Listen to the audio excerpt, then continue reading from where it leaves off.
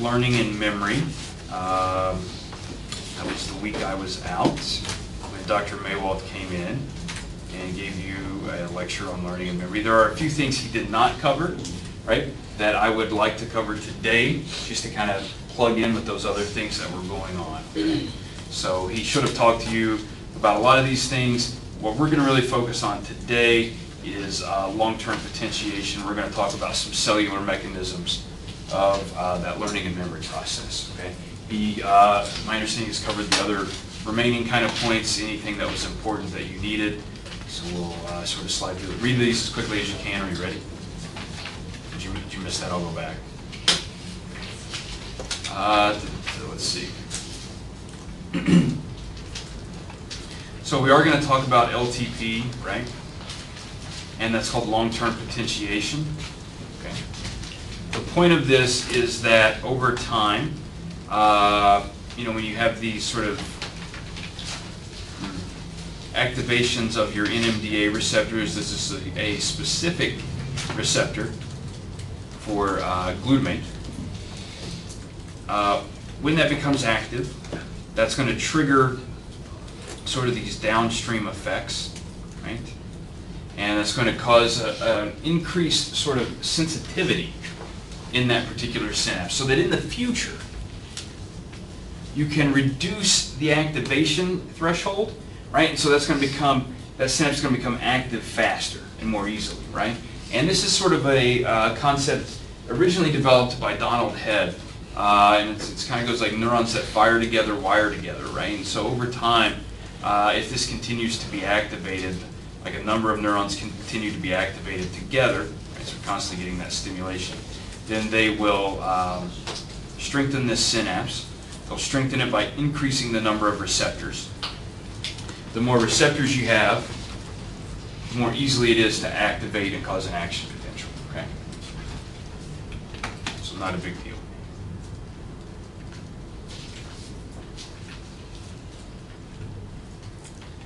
We will talk later about the ventral tegmental area and the nucleus accumbens. I don't know how much he talked to you about this. These are two regions that are very important in reinforcement and addictive behavior. In particular, the ventral tegmental area will release dopamine onto the nucleus accumbens. This will happen anytime you do something that's reinforcing, right? Anytime you do something that makes you feel good, anything that you want to do again, right? Any behavior that you participate in that's got some value for you to repeat that later.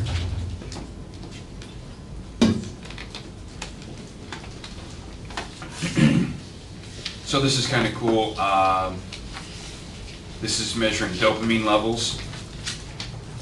This is when you have stimulated the brain, kind of in that, in a reinforcing way. They'll press a lever and they'll actually get an electrical stimulation. These rats will in their ventral tegmental area. Anytime you stimulate the ventral tegmental area, you're going to have an increase in the release of dopamine. Okay?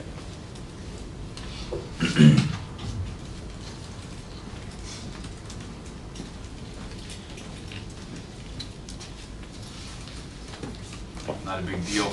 Long-term potentiation can occur through this. All right, we're going to strengthen those synapses. Okay? Not a big deal.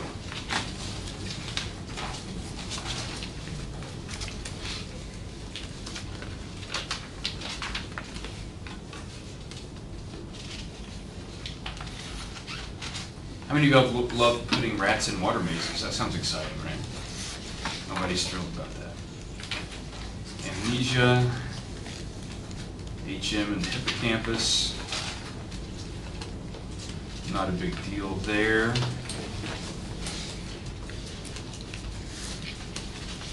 All right, here we go. Let's talk about long-term potentiation in some detail. I'll give you a little preview to this.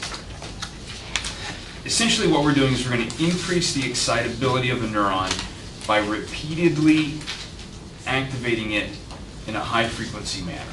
Okay, it has to be in a high-frequency manner. And the reason for this is your NMDA receptor is super cool. And it's super cool in two ways. One, it requires what we call a ligand, right? So it requires some neurotransmitter to unlock that. The second thing that it requires is it actually requires a specific voltage level, right? So we have to get that membrane voltage high enough. You guys remember action potentials? It was like a callback to years ago in this class, right? So we had those action potentials.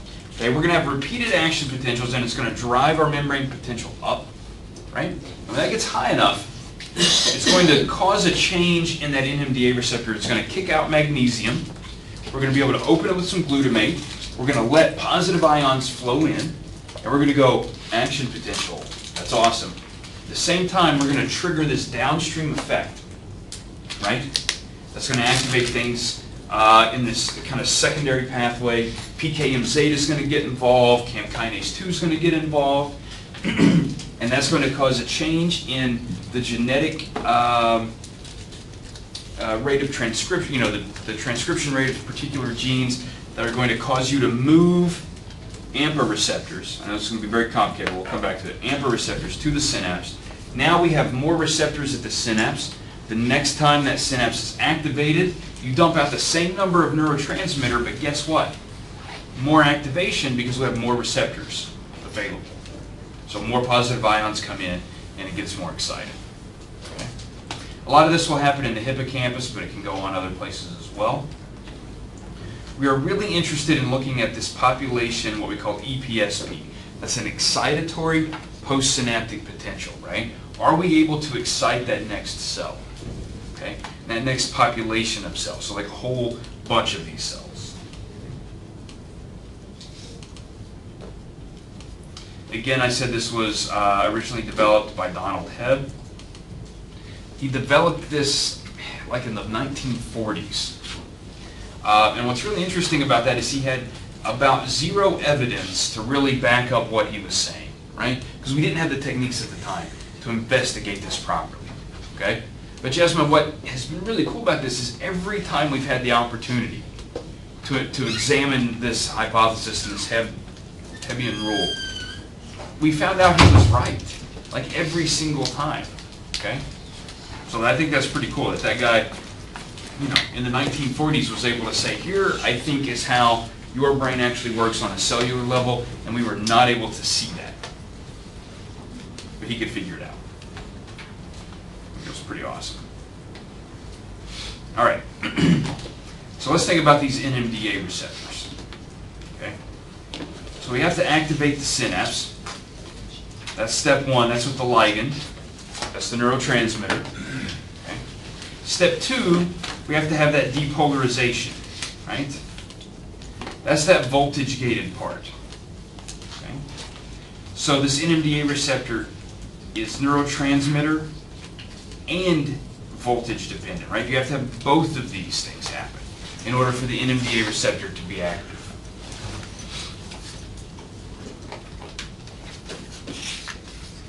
Okay.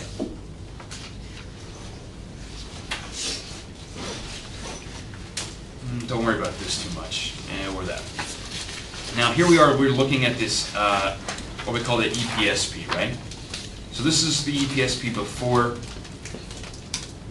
we've attempted long-term potentiation. We do long-term potentiation, and then we're going to measure that EPSP over hours. And if you notice, even 96 hours away, look at that increase, right? That peak EPSP is higher. So we have evidence to show that our long-term potentiation, what we did there, that high-frequency stimulation that was strengthening that synapse, actually had an effect. It actually increased the ability of us, the excitability of those neurons, okay, of those synapses. So we can put in the same stimulation here that we put in here, but we get a higher peak, okay? We get a stronger response. That's long-term potentiation. How does this happen? The difference between here, before long-term potentiation and after long-term potentiation, is the number of synapses, or the number of receptors available at the synapse. Okay? We've increased the number of receptors that are available at the synapse, and that's going to increase the strength of response.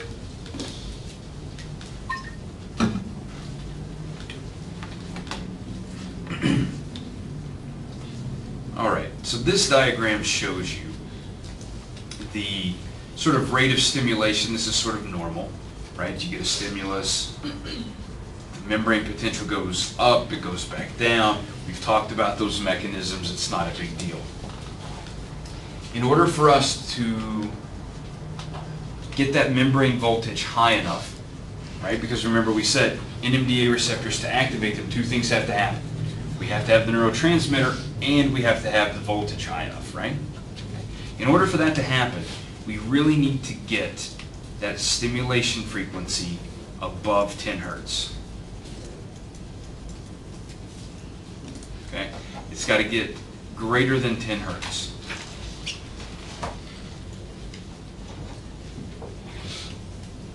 Once we get above 10 hertz, what happens is that we excite, and then when it drops back down, the membrane voltage does not have time to come all the way back down to the resting level before we stimulate it again to make it just a little bit higher, right? And so we continually build and build and build and build and build, and finally we're going to get to that threshold where we can establish long-term potentiation, okay? How many of you have ever tried to tip over something heavy, like a car or a vending machine or a dresser or a person? A cow. You've got to get it rocking back and forth, right? Okay? And if you push, like if you push a vending machine once, and then it kind of rocks, and then it comes back, and then you try to like push it again, it's not going to work, right? You've got to kind of catch it while it's rocking. And I don't recommend you try to do that because one, it's like illegal, and two, you can cause damage, and three, they put the little traps in there now so that tipping over a vending machine will not result in free food coming out. So previously that could happen, or you could tip a vending machine and like free things would come out of it. That doesn't work that way anymore. Just heads up. For those of you who thought you might try that. No one was thinking about that? I don't know. There's not a lot to do in this town. But you guys might get bored someday.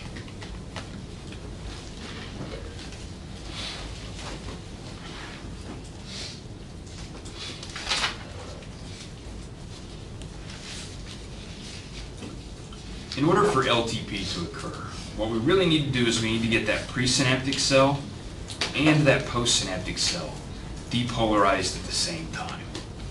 Okay?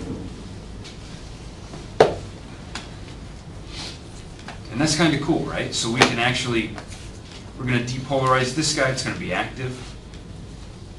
Not a big deal. And we're also going to be depolarizing this cell, right? So it can depolarize.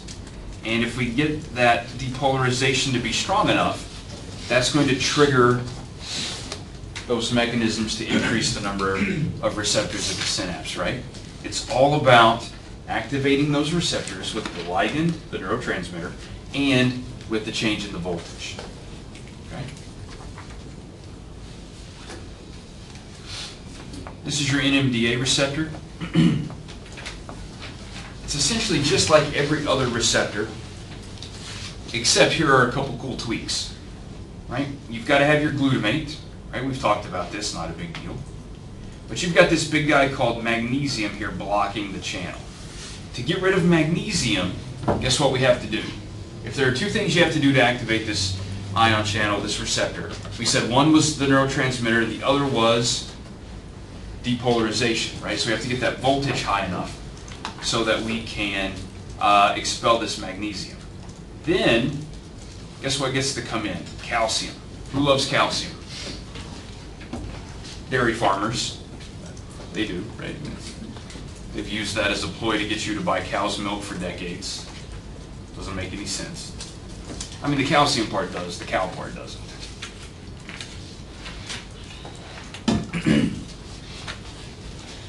How many of you ingest milk from a species other than your own? It's weird, isn't it? It's really weird.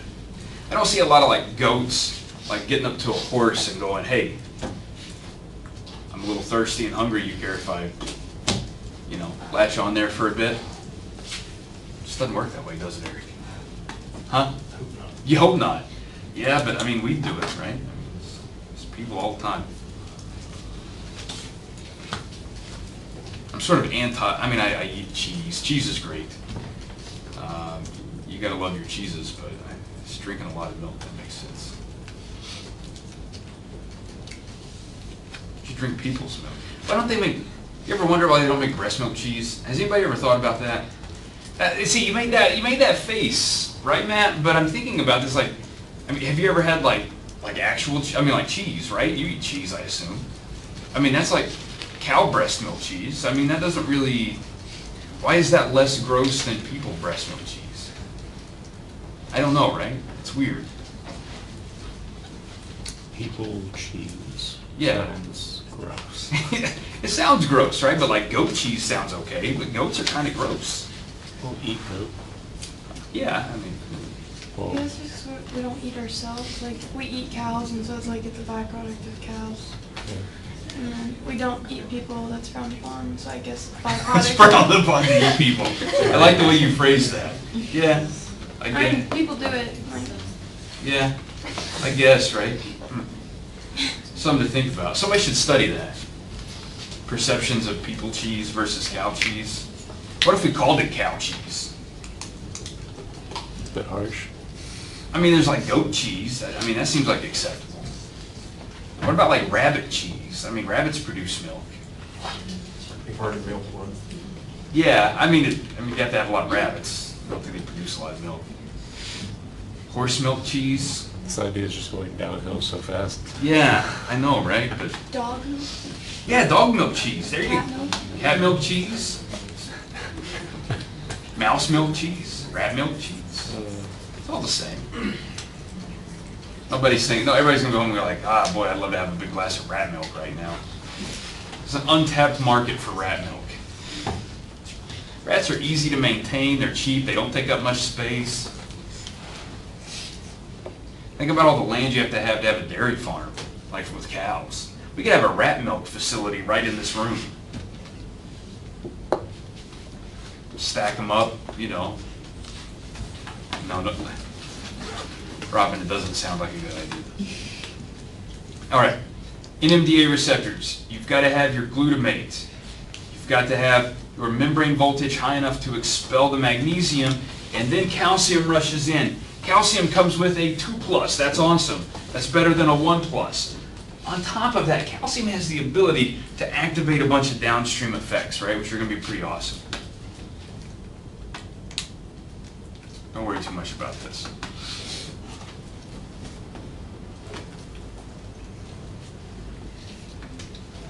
That calcium, right, can activate some of these other enzymes like AMP kinase 2, that can do some things with PKM zeta, that can change, which messes with transcription factors, which eventually is going to result in the movement of AMPA receptors. So all of these guys are AMPA receptors here. And these AMPA receptors, when we allow this calcium to come in, it's going to activate that whole series of enzymes. It's going to initiate long-term potentiation at this point. And then we're going to move these AMPA receptors to the synapse. So over here at the side, they're not doing any good. We need to get them at the synapse because that other cell is coming down like this, and it's contacting and dumping out glutamate, right? It's going to dump a bunch of glutamate.